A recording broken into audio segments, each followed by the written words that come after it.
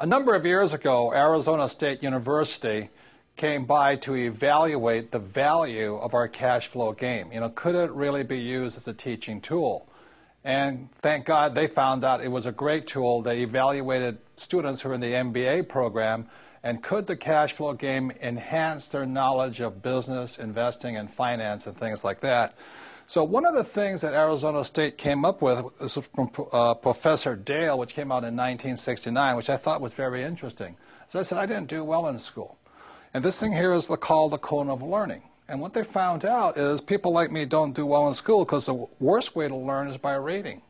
Those of you buying my books, keep buying books though, okay? So I didn't do well in school because I'm a very poor reader. The second worst way of learning is hearing words or lecture. So kids like me in school just don't do well because I fidget a lot, I don't like lecture, and I'm a poor reader. So you can go up and it says you can watch a movie, watching a demonstration and all this, and this is all kind of passive learning. So being hyperactive and probably ADD, this is not the way I learn. So the reason I like games and the reason the cash flow game is a valuable teaching tool is when you go to active. Now, the best way to learn is do the real thing. For instance, if you want to invest in real estate, the best thing you can do is go do it. If you want to play the stock market, you got to do it. The second best thing, though, is simulating the real experience.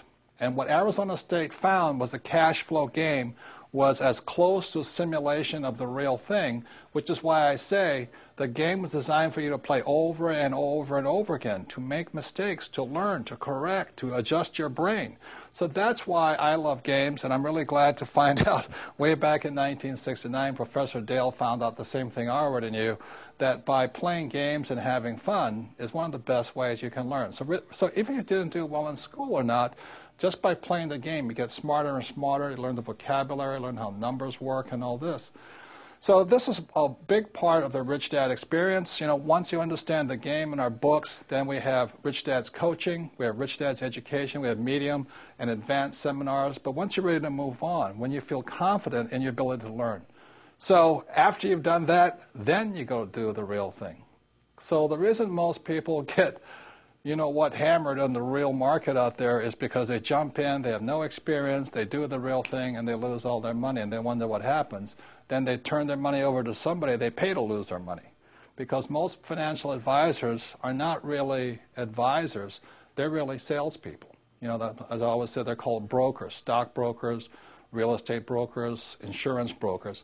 As my rich dad said, the reason they're called brokers, because they're broker than you. So if you want to get rich, practice, play the game over and over and over again, and soon you'll start to think like a rich man. And that's what makes the Rich Dad Company different.